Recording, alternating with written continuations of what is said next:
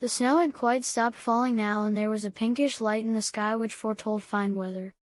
As soon as it was quite light, Vitalis and I, armed with a stout stick, left the hut. Capi did not appear so terrified as he had been the night before. With his eyes fixed on his master, he only waited for a sign from him to rush forward. As we were examining the ground for Pretty Heart's footprints, Capi threw back his head and began to bark joyfully. He signified that we must look up, not on the ground. In the great oak standing by the hut we found him. Poor Pretty Heart! Frightened by the howling of the dogs, he had jumped onto the roof of the cabin when we had gone out, and from there he had climbed to the top of an oak, where, feeling that he was in a safe place, he had remained crouching, without replying to our calls. The poor little frail creature, he must be frozen. My master called him gently. He did not move. We thought that he was already dead. For several minutes Vitalis continued to call him, but the monkey gave no sign of life. My heart ached with remorse. How severely I was being punished.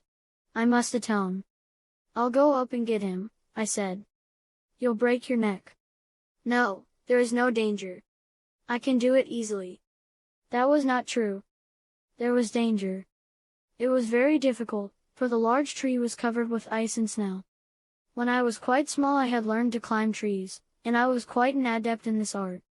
I jumped and caught hold of the lowest branches. I held onto these, and, although blinded by the snow that fell in my eyes, I managed to climb up the trunk to the stronger branches. Once up there I had only to be careful not to lose my footing. As I climbed I spoke softly to Pretty Heart. He did not move, but looked at me with shining eyes. I had almost reached him and was about to stretch out my hand, when, with a spring, he had jumped to another branch. I followed him to this branch, but men, alas, and even youngsters are very inferior to monkeys when it comes to climbing trees. It is quite possible that I should never have caught him if the snow had not wet his feet. He did not like this and soon got tired of dodging me. Then, letting himself drop from branch to branch, he jumped straight onto his master's shoulders and hid himself inside his coat. It was a great thing to have found Pretty Heart, but that was not all. Now we had to look for the dogs. It was day now and easy for us to see what had happened. In the snow we read the death of our dogs. We followed their footprints for 30 yards.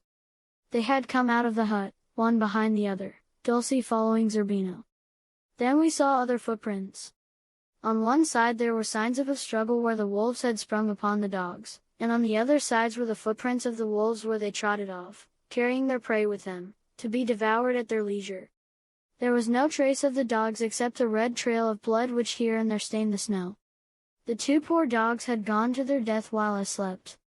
We had to get busy as quickly as possible with warming Pretty Heart. We hurried back to the hut. While Vitalis held up the little creature's feet and hands to the fire, as one holds a tiny baby, I warmed his coverlets and we rolled him up in them. But he needed more than the coverlets, he needed a warm drink.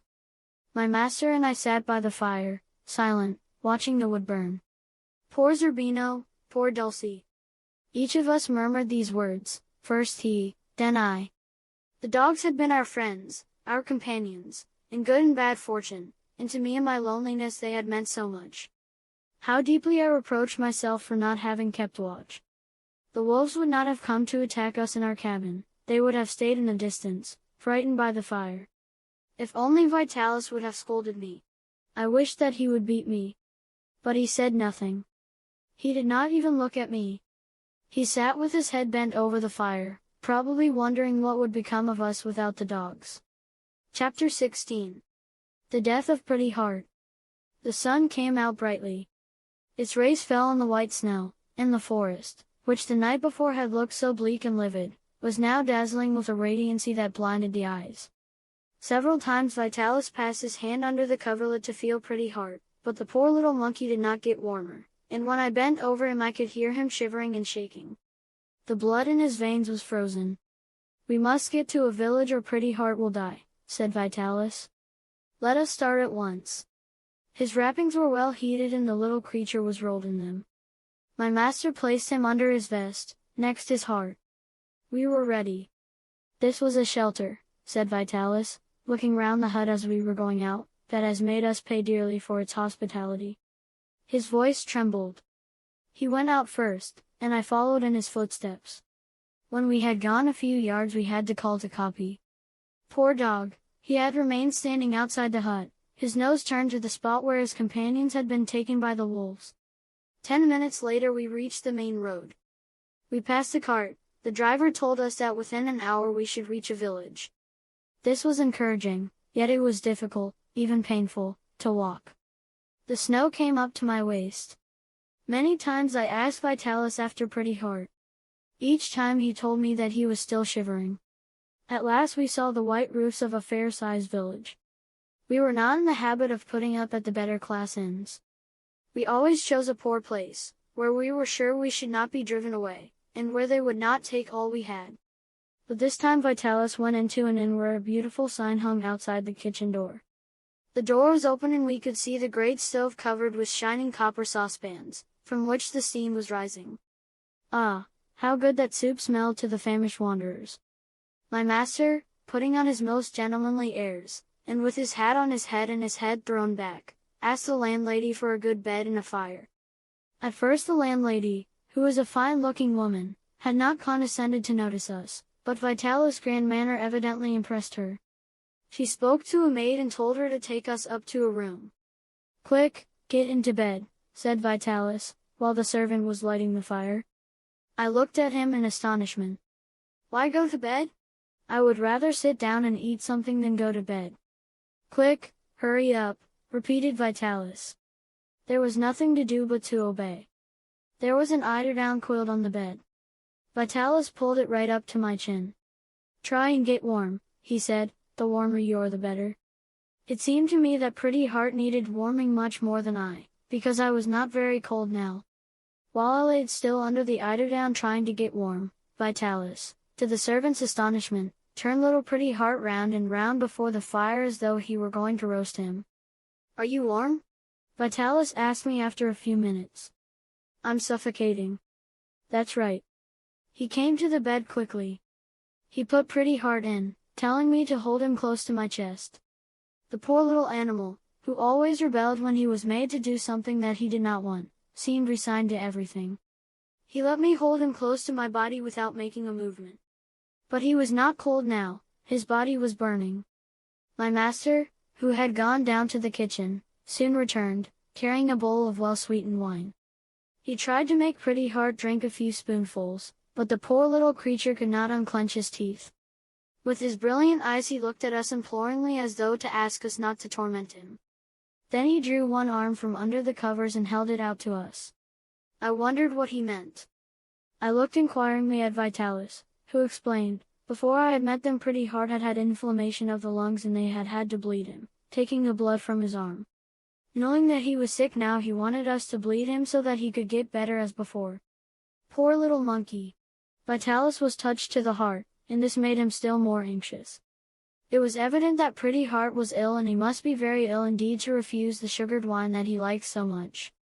"Drink the wine, Remi, and stay in bed," said Vitalis. "I'll go for a doctor."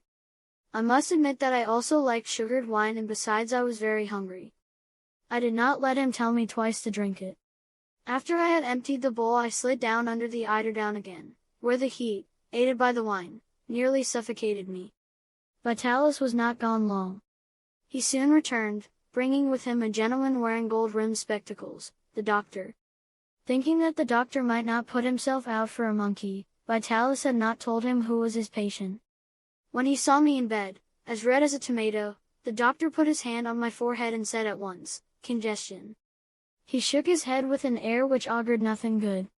Anxious to undeceive him for fear he might bleed me, I cried, "Why, I'm not ill." "Not ill? Why, the child is delirious." I lifted the quilt a bit and showed him Pretty Heart, who had placed his little arm round my neck. "He's the one that's ill," I said. "A monkey," he exclaimed, turning angrily to Vitalis. "You've brought me out in such weather to see a monkey." Our master was a smart man who was not easily ruffled. Politely, and with his grand air, he stopped the doctor. Then he explained the situation, how he had been caught in a snowstorm, and how through fear of the wolves Pretty Heart had jumped up in an oak tree, where he had been almost frozen to death. The patient might be only a monkey, but what a genius! And what a friend and companion to us! How could we confide such a wonderful, talented creature to the care of a simple veterinary surgeon? Everyone knew that the village veterinary was an ass, while everyone knew that doctors were scientific men, even in the smallest village. If one rings at a door which bears a doctor's name, one is sure to find a man of knowledge, and of generosity. Although the monkey is only an animal, according to naturalists they are so near like men that often an illness is treated the same for one as for the other. And was it not interesting, from a scientific point of view, to study how these illnesses differed? The doctor soon returned from the door where he had been standing. Pretty Heart, who had probably guessed that this person wearing the spectacles was a physician, again pushed out his arm. "Look," cried Vitalis, "he wants you to bleed him." That settled the doctor.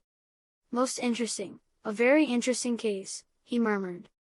Alas! After examining him, the doctor told us that poor little Pretty Heart again had inflammation of the lungs. The doctor took his arm and thrust a lancet into a vein without him making the slightest moan. Pretty Heart knew that this ought to cure him. After the bleeding he required a good deal of attention. I, of course, had not stayed in bed. I was the nurse, carrying out Vitalis' instructions. Poor little Pretty Heart. He liked me to nurse him. He looked at me and smiled sadly. His look was quite human. He, who was usually so quick and petulant, always playing tricks on one of us, was now quiet and obedient.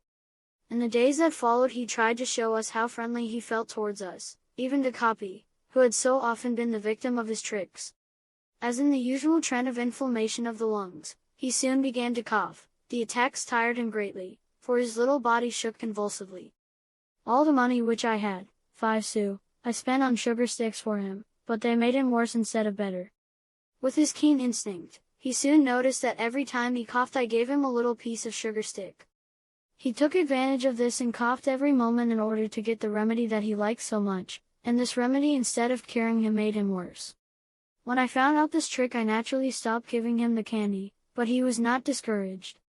First he begged for it with an appealing look, then when he saw that I would not give it to him, he sat up in his seat and bent his little body with his hand on his stomach, and coughed with all his might. The veins in his forehead stood out, the tears ran from his eyes, and his pretense at choking, in the end, turned to a dreadful attack over which he had no control.